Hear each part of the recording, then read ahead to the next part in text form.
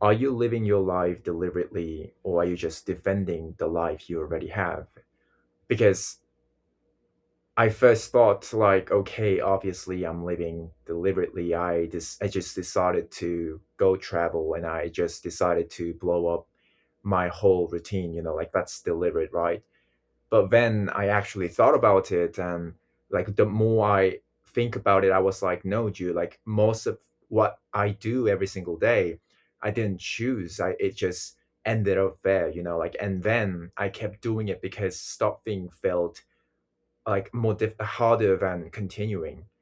And that's the thing nobody really talks about. And like most people don't choose their days, and they protect them. Once you've built some kind of routine, like some kind of identity, a set of opinions you can think about or rattle off at a dinner table, let's say, like you start spending most of your energy just keeping that structure standing, like instead of ever asking if it's still true. And I think that's wild, because we like to tell ourselves we are the main character and we are out here like making decisions and choices. But honestly, like a huge percentage of what I call like my life is just it's just defense, like it's just me guarding a version of myself, my current self, that I built by accident, or like that while I was influenced or I subconsciously built. And like let me give you an example from my own life. But so like because I think this is where it gets uncomfortable. Like for years I told myself I wasn't a social person. Like I isolated myself. I talked about it a lot in my YouTube channel. Like that was just a fact about me. Like the same way you'd say I have brown hair, or like I'm just not a social guy. And I said that so many times that it stopped being a description and it became a wall. Like every time an opportunity came up to actually go be and social, like some part of my brain would go like, well, that's not who you are. Like since I have been telling myself that I'm an outsider who doesn't really who isn't really good at good around people, who doesn't talk well, like I'm in this like some kind of monk mode. I'm improving myself kind of things, and I back off obviously, and I never once like stopped to ask like, wait, like did I choose this, or like did this just happen to me one time in well, like junior high, and I've been protecting it like it's some sacred truth ever since. And that's the scary part, because comfort gets mistaken for conviction. Like you just end up sitting with that convenient tool or belief of yours, while not even asking a simple question like, do you even want it? Do you think that is your way? Like, do you think you're choosing it? And you think you believe something because it feels sort of, I mean, stable. Like it feels like you, but really you just haven't tested it like in real world, and in so long that it gets um calcified. Like it's not a belief anymore. It's a habit wearing a beliefs clothes. And I think travel is actually exposing this to me in real time, like, which is kind of why like I wanted to talk about it, like, because when you're interacting with different people, or like in a new city, let's say in my case I moved to Korea, Seoul, like a couple of like 6 months ago for study, and like none of your usual routines are available to you. Like you don't have your gym, let's say, like at the first month, like you don't have your own like regular, I don't know, for me, like reading spot or like thinking spot, writing spot. Like you don't have this specific chair you sit it, and like in where like you do specific thing, and all of that kind of just gets ripped away, and what left is unbelievably clarifying, like honestly, because like you find out like real fast which of your habits were actually you, and which ones were just um furniture, like decoration, like stuff you would arrange around yourself so you wouldn't have to think about it. And like, so here's the harder version of the question, like, because, and this is gonna this is the one that actually got under my skin.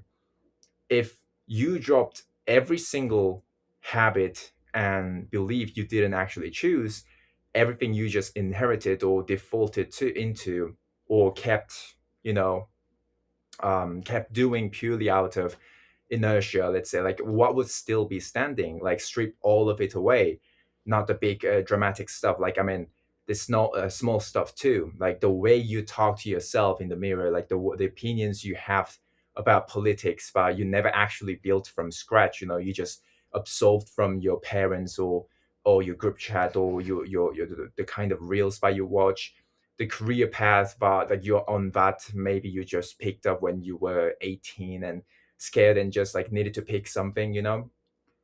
If you took all of that away, like, what's left? Is there you underneath all the defending, or and all the skins, all the layers, you know? Or is it just like, is it the defending the whole thing? Because I'll be honest with you, when I actually try to answer that for myself, like, it's terrifying how little is left.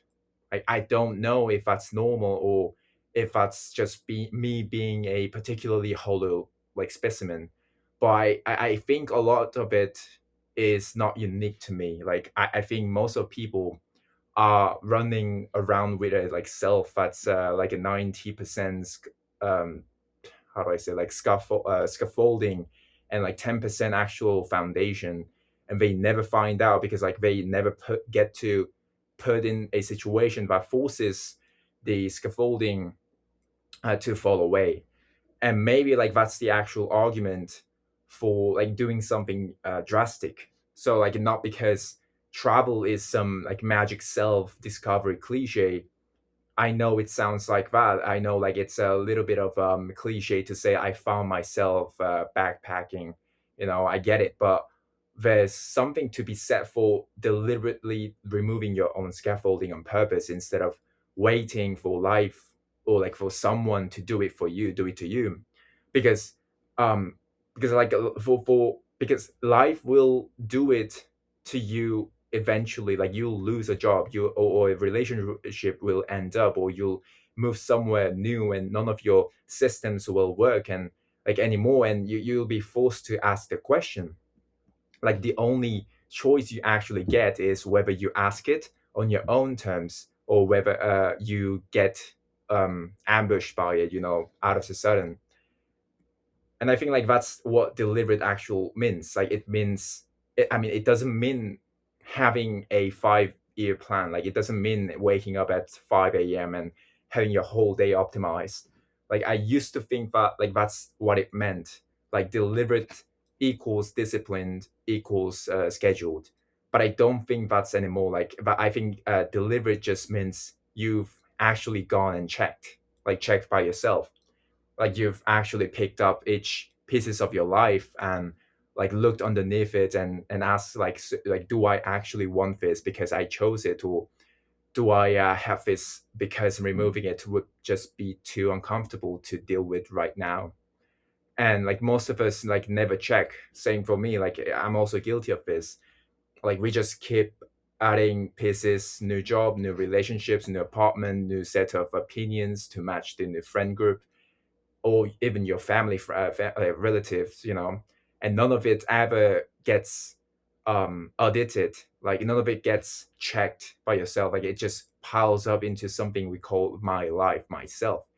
And then one day, like you're 40, 50, 60, and we look back and go, wait, like, did I actually choose any of this, or did I just defend whatever showed up first? Like, I don't have a clean answer for this, by the way. I'm not gonna sit here and pretend like I cracked the code and like now I'm fully deliberate and enlightened. You know, like I really am not. And I'm still catching myself doing the defending thing constantly every single day. Like, even with this whole travel plan, or like that's a part of me that's already trying to build new scaffolding, already trying to make like spontaneous traveler guy, you know, that image into a new identity I can hide behind, instead of actually staying present to the question. and it's like it's sneaky like that. Like it's that scaffolding rebuilds itself fast if you're not paying attention. But I think just noticing it, and again, like every single one, the most of my videos end up something like this. Like be aware of it, you know. Just noticing it is something. Like just being able to watch yourself mid defense and go like, wait, am I protecting this because it's true or because it's just what I've got? You know, like the alone charges. I mean, the alone changes nothing.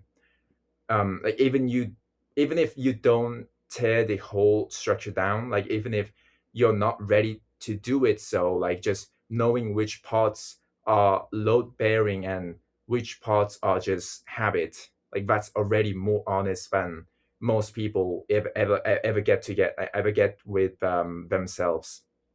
So I guess like my actual challenge to you, to me, is pick one thing this week. Let's say like just one belief, one routine. In my case, question everything. You know, that's been like my core belief. Like whether you blindfold yourself or you end up philosophically sacrificing yourself, killing yourself, and like you just pick one of any of this identity and ask if you actually chose it, like, or if you're just defending it because tearing it down feels uncomfortable and like than scarier than keeping it, you know.